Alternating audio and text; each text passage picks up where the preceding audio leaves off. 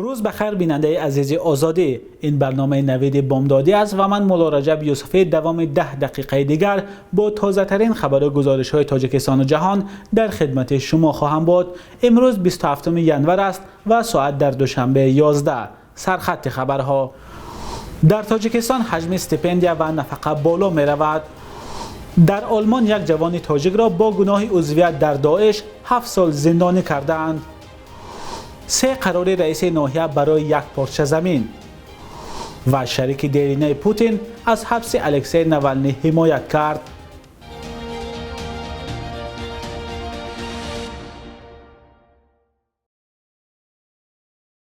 شرح خبرها: پرزیدنت تاجیکستان امر داد که شروع از ماه سپتامبر سال 2021 اندازه استیپندیای دانشجویان 30%، نفقه معیوبان از سن کودکی 20% و معیوبان گروه یکم 50% بالا برداشته شود.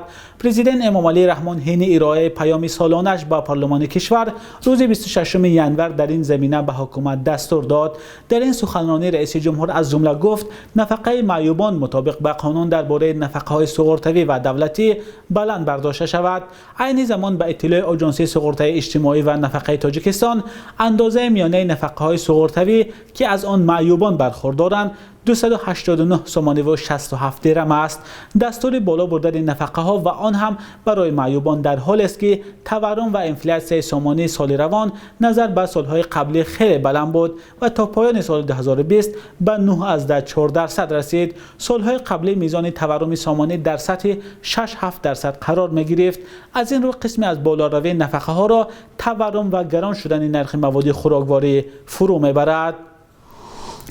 2 ساکن ناحیه شمس‌الدین شاهین ولایت ختلان بر سر یک پارچه زمین میان هم بحث دارند. هر دو هم خود را صاحب زمین می شمارند چون در دست قرار رئیس ناحیه را دارند. چگونه رئیس ناحیه برای یک پارچه زمین 3 قرار صادر می کند؟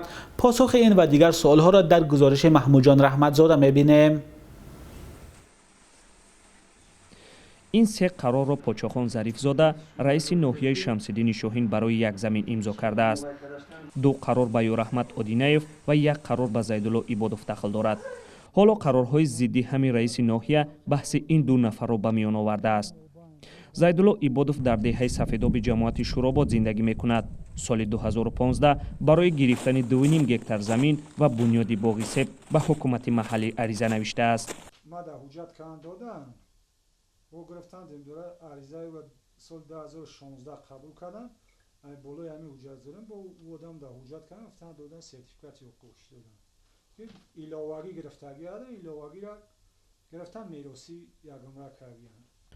حالا این زمین ها از یورحمت آدینیفند، اما دادستان کلی تاجیکستان قراری یورحمت آدینیف را غیر قانونی و قرار زیدالله عبادوف را قانونی دانست و اعتراض آورد که زمین به زیدالله عبادوف بازپس داده شود. از اعتراض دادستان کل 2 سال می‌گذرد ولی تا حال عبادوف زمینش را گرفتن نمی‌تواند. زمین نه تا حال زیر بحث رفته است. زمین متخصص زمین جدا نمی‌کنه. مثلا برای جا پرای آدمی که دخالت می‌کنه. بحث سر این زمین ها می‌رود.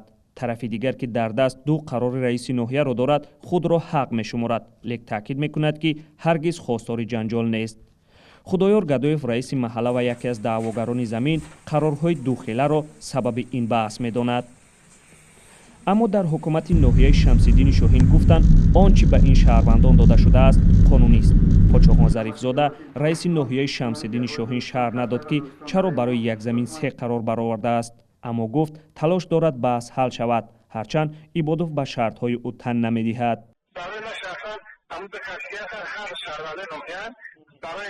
من در جایی که یکم بحث نشن و یا بعد حل کنم این وجداری من هست بکی افسوس که وجداری این وجداری که نشدی به یکم قرار رو چیزی که ما اصلا موفقیت نمیکنم موفق نیست برای نمیشتن نشمار سرگردان که نمیشن که بحث و کشاکش سر تقسیم زمین و قرارهای گوناگون در همه منطقه‌های تاجیکستان رو میزند. رئیس جمهور تاجیکستان بارها تقسیم زمین را در کشور یکی از زمینه‌های فساد عنوان کرده است.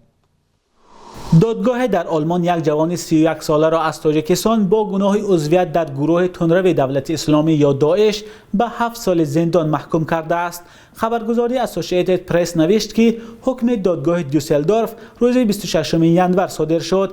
از جوان روشن به نام بردند که ولی واکنش رسمی او و وکیل مدافعش به قضیه معلوم نیست. خبرگزاری DPA آلمان میگوید که این شهروند تاجیکستان پیش از اعلان حکم قسماً به گناه اقرار کرده و گفته است از آنچه رخ داد سخت پشیمان است. قبلا دادستان به او 8.5 سال محرومی از آزادی طلب کرده بود. مقامات آلمان گفتند روشنبه را ماه مارس سال 2019 و 4 شهروند دیگری تاجیکستان را بهار سال 2020 در سرزمین رین شمالی دستگیر کردند. تاجیکانی که در آلمان روشنبه را میشناختند از صحبت بیشتر درباره او خودداری ورزیده. تنها همین نکته را گفتند که او از شهر دوشنبه است اما در روسیه مهاجر بود و از آنجا وارد آلمان شد. به نوشته رسانه‌های آلمانی سنجش تلفن موبیلی روشنبه در 2 سال پیش نشان داده است که او با مقامات بلندپایه گروه دولت اسلامی در سوریه و افغانستان در تماس بود و آنها او و همکارانش را برای انجام حمله‌ها در آلمان تشویق کردند. معلوم نیست روشنبه در مرافعه دادگاهی این بخش پرونده را پذیرفته است یا نه. نزدیکانش در تاجیکستان نیز به این نوشته‌ها واکنش نکردند، اما بنا به معلومات نشریه‌های آلمانی در تلفن روشنبه گروه دیگری تماس آشکار شده است که طرز تهیه بمب و فرمایش وسایل مشکوک توسط اینترنت به مثل تنظیمگری فشار گاز و شیرش کفشری را مشورت میداد. نشریه معتبر آلمانی در سپیگل در تحقیق بیشتری قضیه از قبل مفتشان ماه اپریل سال 2020 نوشت روشنبه ماه ژانویه سال 2019 از شخصی که با شماره تلفن شوئدی زنگ زد فرمایش کشتار صاحبکاری را در آلبانیا گرفته است. کشتاری که از جانب این پناهجوی تاجیک در آلمان $40,000 نرخ گذاری و باعث سفر به آلبانیا شد، اما به سبب آنکه نتوانستند سیمای قربانی را درست بشناسند آن انجام نیافت. نشریه میگوید روشنبه نصف پول پاداش کشتار را میخواست به برادران و یا گروه داعش در سوریه فرستاده، نصف دیگرش را ظاهرا برای خود و شریکانش در آلمان برای نقشه‌های عظیم نگاه بدارد. و شریک دیرینه پرزیدنت روسیه ولادیمیر پوتین غرب را هشدار داد که الکسی ناوالنی را برای بی‌ثبات کردن روسیه استفاده نکند و گفت که دشمن حبس شده کرملین باید برای قانونشکنی پاسخ دهد.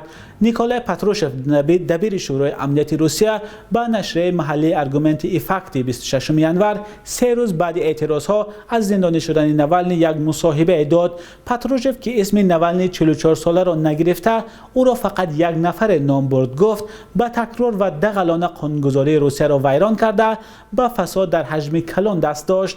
او گفت به حیث یک شهروند روسیه او باید مسئولیت فعالیت‌های غیرقانونی را مطابق با قانون به دوش بگیرد.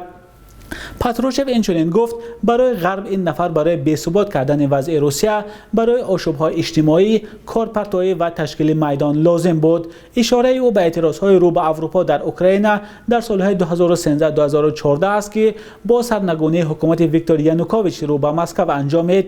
این در حالی است که با وجود سرکوب و حبس بیش از 3000 نفر برای پشتیبانی از ناوالنی و انتقاد از حکومت پرزیدنت ولادیمیر پوتین، متفقان منتقد کرملین به تشکیل راهپیمایی‌های نوی اعتراضی در روزهای استراحتی نزدیک دعوت کردند. الکسی ناوالنی روز 17 ژانویه در فرودگاه بین‌المللی شرمت و بعد بازگشت از برلین در پی معالجه زهرآلودشوی ماه آگوست پارسالش بازداشت شد. ثابت شد که ناوالنی را با زهر نوعی نظامی دوران شوروی زهرآلود کردند. ناوالنی گفت که او را با سفارش پوتین زهر دادند. ناوالنی را با اتهام نقض مقررات حبس شرطی از روی حکم سال 2014 دادگاه عاید به فساد دستگیر کردند. خود ناوالنی گفت که قانون را ویران نکرده است، با او تا 3.5 سال زندان تهدید میکند و قرار است ماه فوریه دادگاه در این زمینه حکم خود را صادر کند. تا حال برای آزادی ناوالنی اتحاد اروپا و ایالات متحده آمریکا و دیگر کشورها صدا بلند کرده سرکوب‌های اعتراضگران را در روز 23 ژانویه به شدت محکوم کردند. این اعتراضهای ضد حکومتی که اساساً صلح‌آمیز گذشتند در سالهای اخیر بی‌سابقه بودند. بانک ملی تاجیکستان قرب اسعار خارجی را در برابر سامانی برای امروز 27 ژانویه چنین تعیین کرده است.